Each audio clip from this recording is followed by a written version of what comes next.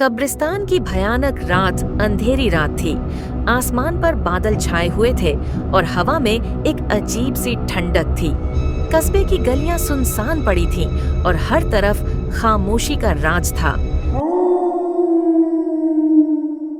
सालार, जो एक होशियार और मेहनती छात्र था, अपने परीक्षा की तैयारी में व्यस्त था।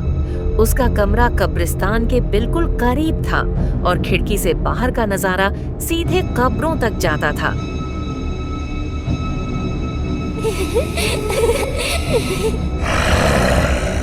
वह पढ़ाई में डूबा हुआ था जब अचानक एक अजीबोगरीब आवाज सुनाई दी।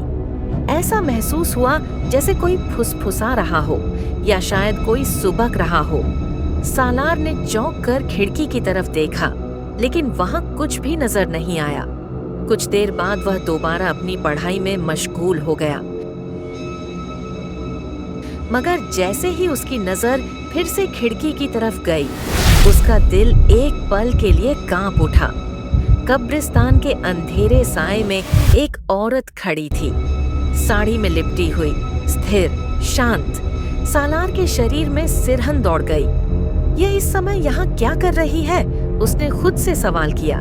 कुछ देर तक वह औरत को देखता रहा, फिर दिल में हमदर्दी महसूस करते हुए बाहर जाने का फैसला किया। शायद उसे मदद की जरूरत हो। जैसे ही वह दरवाजे के करीब पहुंचा, हवा और तेज हो गई। उसने ज्यों ही कदम बाहर रखा, औरत कब्रिस्तान की गहरी अंधेरी ओर बढ़ने लगी। सालार ने हिम्मत करके पुकारा,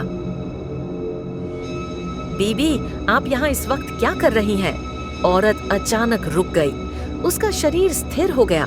धीरे धीरे उसने सिर घुमाया और सालार की तरफ देखा। उसके चेहरे पर एक डरावनी मुस्कान थी।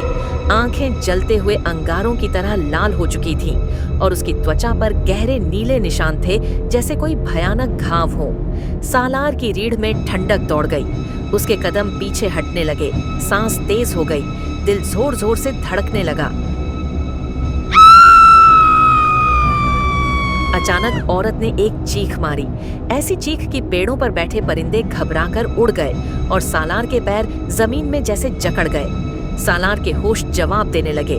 वह पलटा और जितनी तेजी से भाग सकता था, घर की तरफ दौड़ने लगा। दरवाजे तक पहुंचते ही वह जोर से गिर पड़ा और बेहोश हो गया। जब आंख खुली तो वह अपने बिस्तर पर था। उसकी माँ उसके पास बैठी चिंतित निगाहों से उसे देख रही थी। बेटा, तुम ठीक हो? माँ ने घबराई हुई आवाज में पूछा। सालार कुछ बोल न सका, बस चुपचाप छत को घूरता रहा। वह रात उसके दिमाग में एक भयानक सपने की तरह बस चुकी थी, मगर उसकी हालत दिन ब दिन बिगड़ने लगी। वह बेवजह डरा डरा रहता, अकेले होने पर फुसफुसाहटें सुनाई देती और नींद में डर कर जाग जाता। माँ ने एक मौलवी को घर पर बुलाया। मौलवी साहब ने सालार पर दम किया और उसके शरीर में एक अजीब सी झुरझुरी दौड़ गई। मौलवी साहब ने गहरी सांस लेते हुए कहा, यह चीज तुम्हें देख चुकी थी। अगर वक्त पर दम न किया जाता तो मामला बहुत संगीन हो सकता था। सालार की हालत बेहतर होने लगी, लेकिन वह उस रात के मंजर को कभी भूल न सका। वह भयानक आंखें, वह मनहूस चीख और वह डरावनी मुस्कान।